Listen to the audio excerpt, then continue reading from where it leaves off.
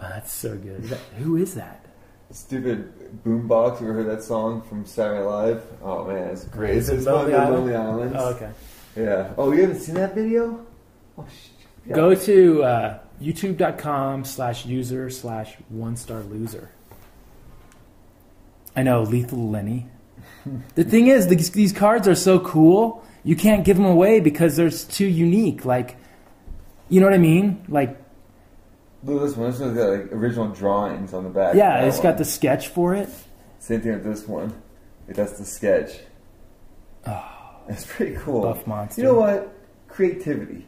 Yeah. This is more creative than anything these other kids are doing. Yeah, it is. It is so basic. It's falling back on the basics. Yeah. You got your art series of the Melty Misfits.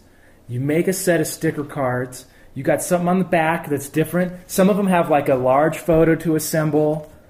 That's the photo. I think And there's the key, fleshy. collect all 16 cards. It's Fleshy Fletcher.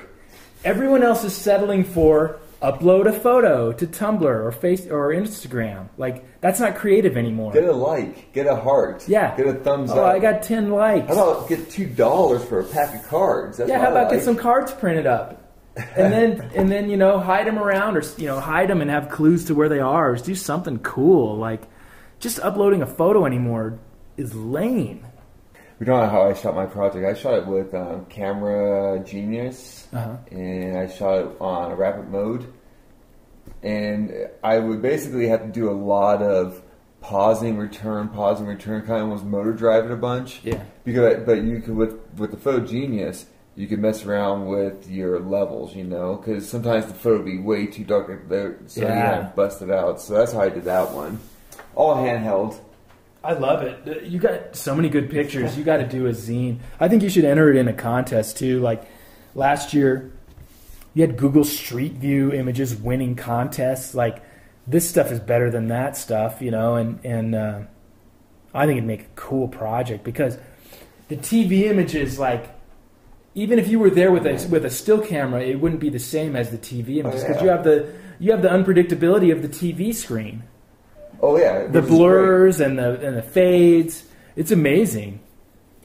The dissolves, I like, and also different angles that you'd angle the camera at. You can catch the wavelengths. So some actually will create like fingerprint movements and stuff. Yeah. It was cool. I didn't know where to go with the project since apparently it was a project I was working on. I didn't know I was working on, but I spoke with people, and I think some people actually really enjoyed having it be obvious that it was a television screen. And I didn't know where to go. Is that part of it? So I think you have to also incorporate that, where sometimes I would zoom in, and get rid of like the real television screen feeling to it. But it was just really the way I was feeling that day. Well, and you don't need every frame to be obviously off the TV because you're looking at a series. Oh, that's so good. You're looking at a series, so like one makes it obvious, and then they all are. Like, it turns on in your head that they all are. Did you ever see the photos I did of that movie Snakes on a Plane? I did Snakes on a Plane in 80 stills. No. And I just watched it. I was watching it with Dietrich, and I was just shooting stills of the screen.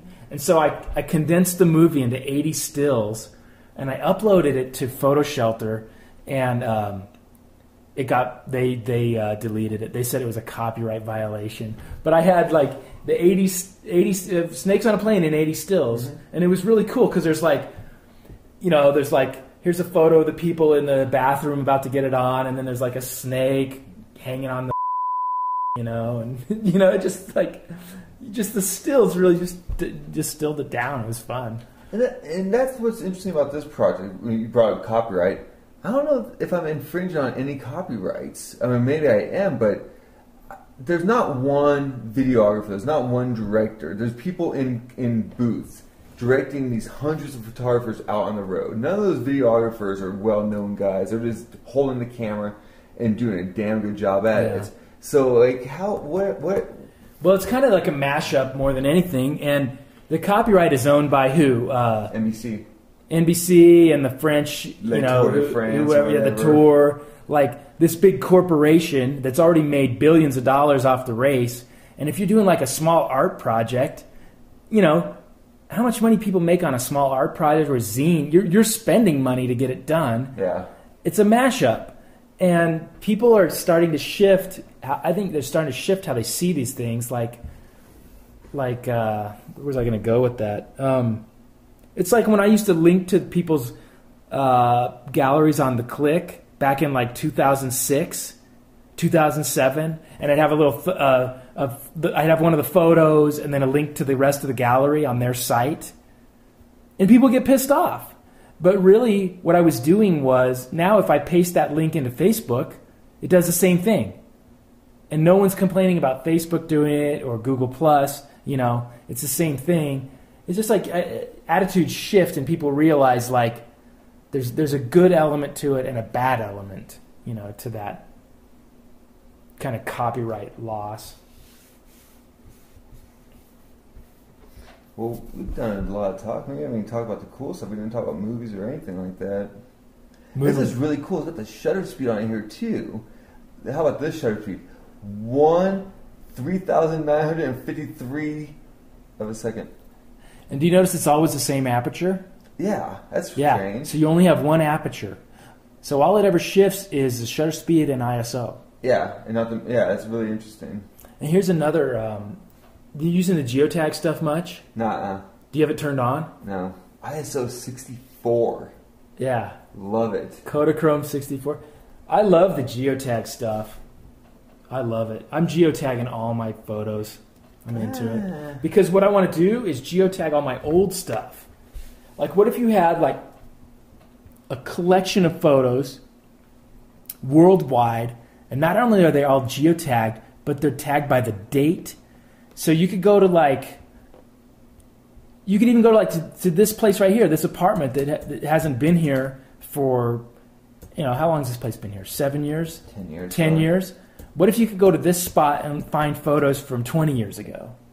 I mean, you probably wouldn't care, but in other places, somewhere where there was an old building or so. I want to have all my stuff geotagged, my whole archive, so you could go to someplace in Provo that I photographed in, say BYU, and you could look at it present day and then go back to 1988 and be like, whoa, there's photos on here from 1988. I think it'd be cool. Kind of photos. Yeah, but with a time element, like retro geotag,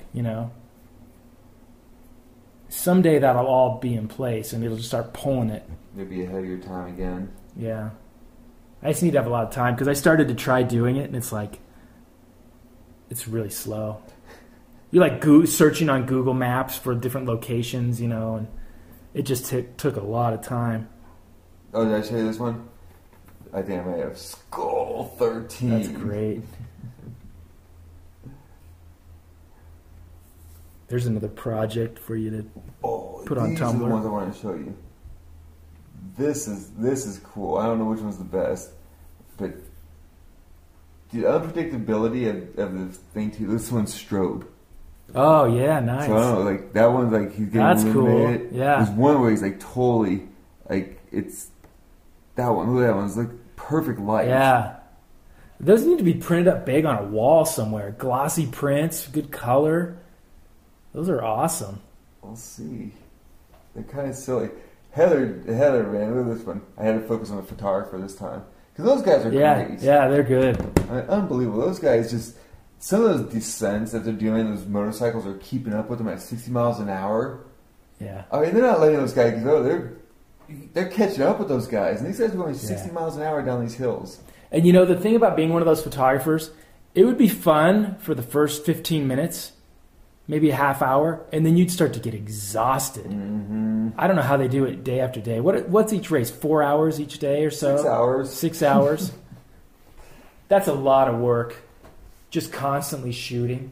Look at this. I stole this straight from the Trickster God.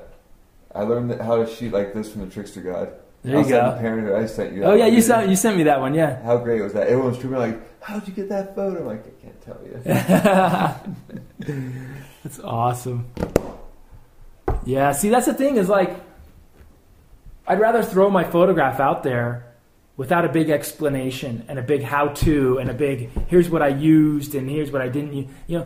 I just want to throw it out there as an image and not have it be thrown into some category by some other set of blogs or whatever. That's like the whole thing where people are upset that there's non-iPhone photos on Instagram. It's like I can see it, I can see the complaint, but I could also not see the complaint. It is what it is. It's a photo sharing site.